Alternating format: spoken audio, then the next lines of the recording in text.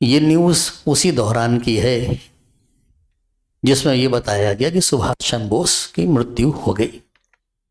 सुभाष बाबू की मौत हो गई थी, इस बात को शरद चंद्र बोस सही नहीं मान रहे थे।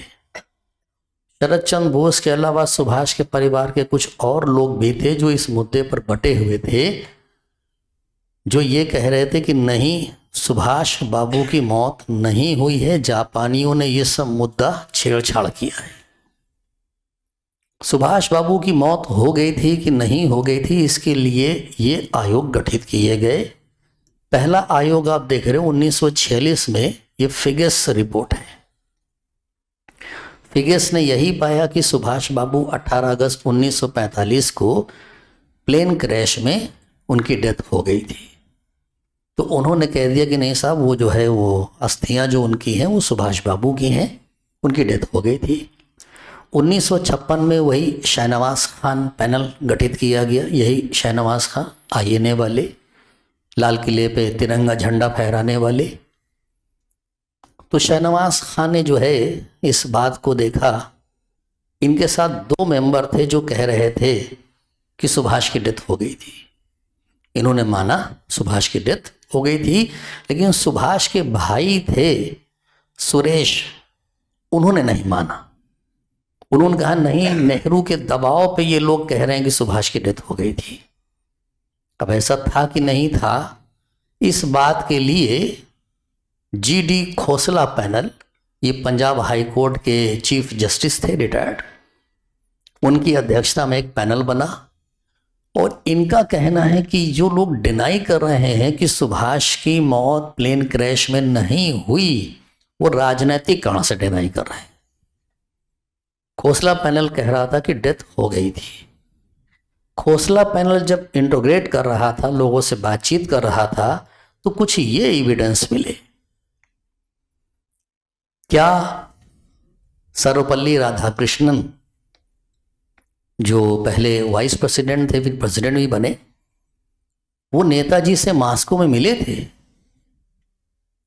3 गवाहियां हैं जो इस पैनल को मिली थी।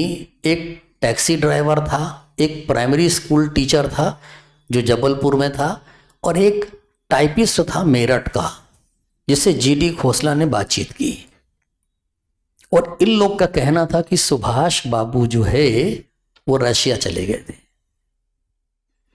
कुछ लोगों ने सुभाष के ड्राइवर के हवाले से भी इस बात को सिद्ध करने की कोशिश की कि सुभाष बाबू रशिया में थे और भारत वापस आना चाहते थे, उनको वापस आने नहीं दिया गया। कंट्रोवर्सी है, मैं इन सब बातों की पुष्टि नहीं करता कि ऐसा हुआ था कि नहीं हुआ था। एक एमपी थे समर गुहा, और समर गुहा का ये कहना था कि सुभाष ने उस समय अपनी वापसी के लिए जो जो लेटर्स लिखे नेहरू को या बाकी लोगों को, उन लेटर्स की वजह से नेहरू नहीं चाहते थे कि सुभाष वापस आए। ये आरोप लगा रहे थे समर गुहा। यहाँ देखिए, January 23, Netaji Bose has written a letter to Jawaharlal Nehru from Russia after the Formosa air crash. Professor Samar Guha MP told the Delhi Yuva Janata members at North Avenue MPs club here today. और उनका कहना है कि मतलब नेहरू जो है उन्होंने वो नेसेसरी अरेंजमेंट नहीं किए। अब ये इल्ज़ाम था, क्या वाकई सुभाष बाबू जिंदा थे जो ये कहा जा रहा है रशिया चले गए थे? ये मुखर्जी आयोग गठित हुआ 1999 से 2005, और इसमें जो है जस्टिस मुखर्जी का कहना था कि सुभाष बाबू की डेथ उस समय तो नहीं हुई थी। ये भी कह रहे हैं concluded there was a secret plan to ensure Bose safe passage to USSR with the knowledge of the Japanese and Habibur Rahman. अब ये वाकई बोस की जो अस्थियां रेनकोजी मंदिर में रखी हैं वो बोस की नहीं है। आपको पता है कि सुभाष बाबू ने एक विवाह कर लिया था। ये विवाह जर्मनी में किया था। उनकी वाइफ एमाइल शेंकेल, जो जर्मनी में एक टाइपिस्ट थी, उन्हीं से सुभाष बाबू का विवाह हुआ। एमाइल शेंकेल, और एमाइल शेंकेल से सुभाष बाबू की जो एक बेटी हैं अनीता बोस, अभी जर्मनी में ही है। जर्मनी में है या ऑस्ट्रिया आ गई, वहाँ प्रोफेसर है, अभी जीवित है, सोशल डेमोक्रेटिक पार्टी से जुड़ी हुई है, लीडर है।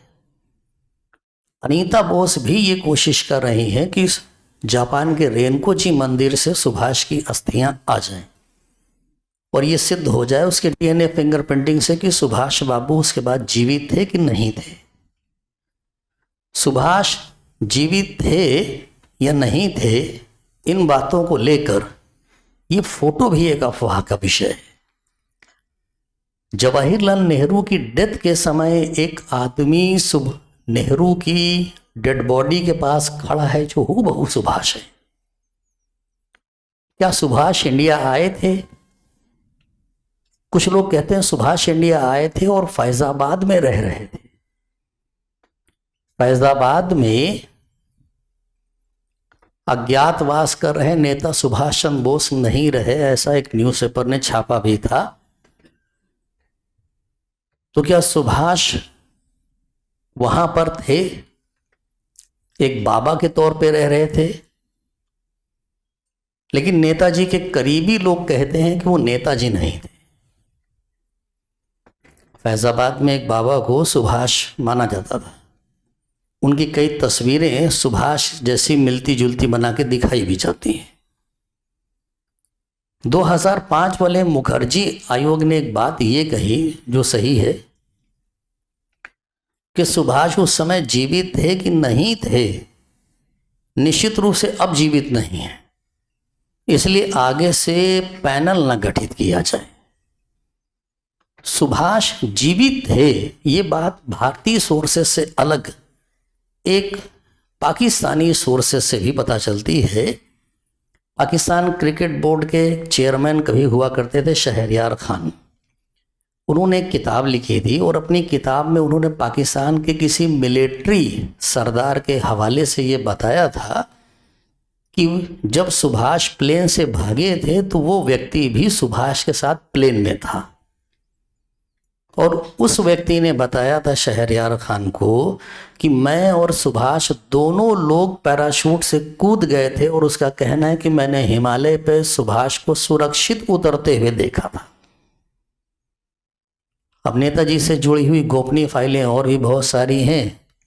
अभी फिलहाल कुछ ठोस रूप से हम नहीं कह सकते कि सुभाष बाबू उसके बाद जीवित थे कि नहीं थे।